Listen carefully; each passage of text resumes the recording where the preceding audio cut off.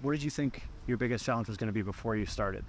Before you actually got on the road, what did you think the biggest challenge you were going to face was? Yeah, I thought the biggest challenge was going to be physical, just climbing some of those elevation gains. Like the total elevation gain over the 22 days was approximately 8,000 meters. So that's like the equivalent of Mount Everest.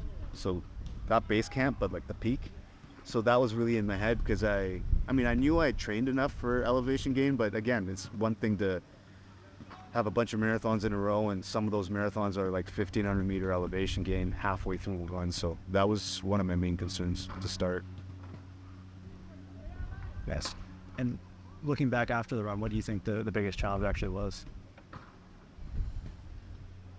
In hindsight, the biggest challenge was managing the fluid dynamic environment. There's so many things happening and so many people to engage with, so much to understand, so many obstacles, like all these different things that kind of happen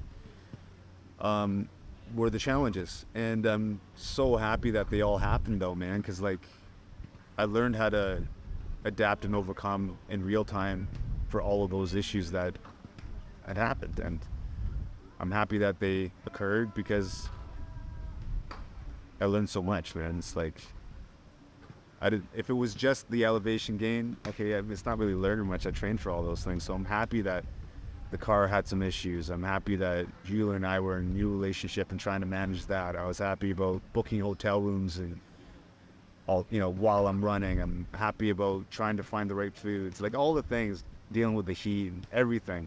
It was all a challenge, and I'm so happy that I set the challenge for myself because I'm a different human after those 22 days. I think differently. I have a level of clarity now that I never had before. And it's because of that experience. So bring on the next one. I can't wait. What is the next one?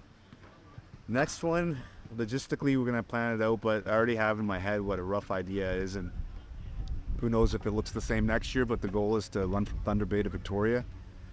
Let's run from the Terry Fox Memorial in Thunder Bay to the Terry Fox Memorial at Mile Zero at Victoria. That's about 3,100 kilometers, run 60 kilometers every single day for 52 days. And do it again to raise awareness and funds for On Our Ranch and On Our House and veterans and first responders with occupational stress injuries. And that's the plan for next year to lead up for 2025. And what's in 2025? 2025, the goal is to run from St. John's, Newfoundland to Victoria. In that 7,300 kilometers, the goal is to see if we can break the records for the fastest run across Canada.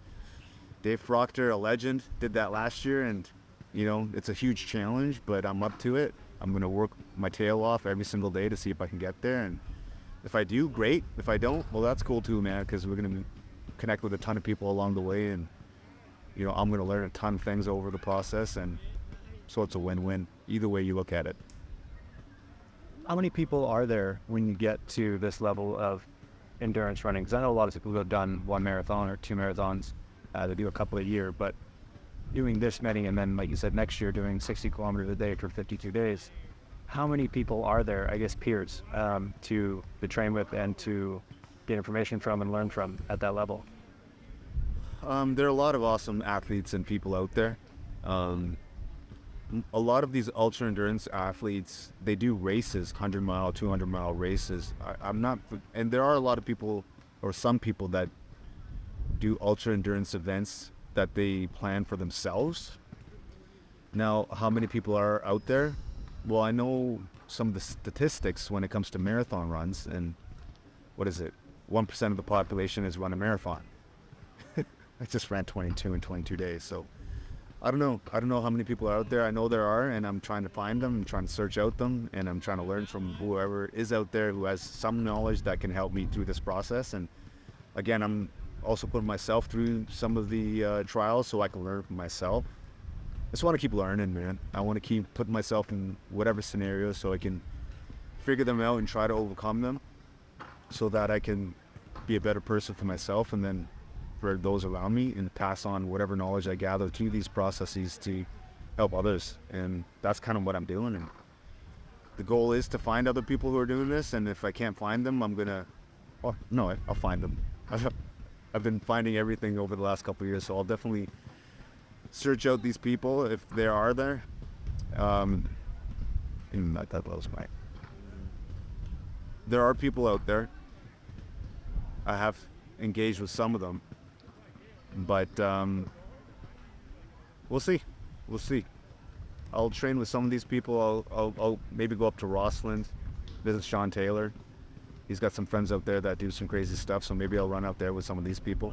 But at the end of the day, this sort of thing is kind of a lone journey in the sense of the training process.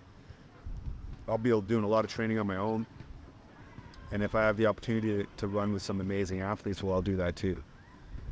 Everything's on the table. Nothing is off the table. Whatever needs to get done to make it happen, I'm all in.